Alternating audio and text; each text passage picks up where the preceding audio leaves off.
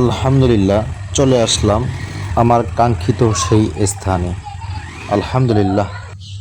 আসসালামু আলাইকুম রহমতুল্লাহি ওবারাকাতুহু। দীর্ঘদিনের আশা এবং প্রত্যাশা ছিল এই স্থানে আসার। আলহামদুলিল্লাহ, অবশেষে আমরা এই স্থানটির মধ্যে আসতে পারলাম।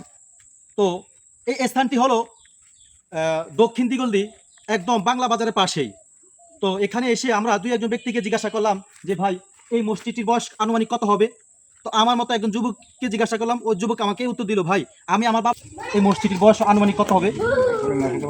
900 বছর আগে। 900 বছর আগে। ও আচ্ছা।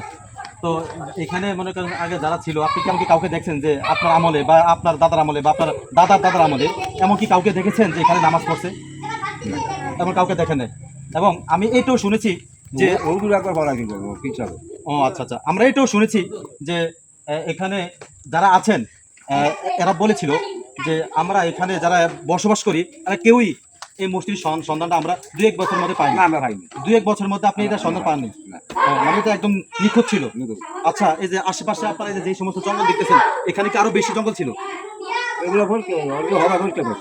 পরিচয় করছে। ও তাহলে দর্শক, আমরা এখানে এসে একটা বিষয় জানতে পারলাম যে 2-1 বছর আগে এটা আসলে কেউই জানতেন না এখানে এত পরিমাণ বন জঙ্গল ছিল।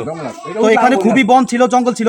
এই জঙ্গল থাকার কারণে এই মসজিদের ভালোভাবে এবং পরিষ্কারভাবে কোনো কথাই আমার এই সমস্ত চাচারা, কাকারা, নানারা বলতে পারতেছে না। অবশ্যই অবশ্যই অবশ্যই আপনাদের যদি ভালো লাগে এই মসজিদের মধ্যে অবশ্যই এসে ঘুরে যাবেন। এই মসজিদটি হলো আমাদের বাংলা বাজারের পাশে একদম। আলহামদুলিল্লাহ, আপনারা দেখতে পাইতেছেন অনেক দর্শনার্থী এখানে এসেছেন এই মসজিদটিকে দেখানোর জন্য। একটু ঘুরে দেখো। আপনাদেরকে এখন আমি মসজিদের ভিতরের অংশ দেখাচ্ছি। মসজিদের মধ্যে খুবই অন্ধকার। এখন আপনারা যেটি দেখতেছেন এটি হলো মসজিদের চতুর্পাশ। মসজিদের চতুর্পাশে খুবই বন জঙ্গল রয়েছে এবং বিশাল বড় বড় বাগান রয়েছে। এখানে দিনের বেলা আসতেও খুব ভয় লাগে। অনেক খোঁজা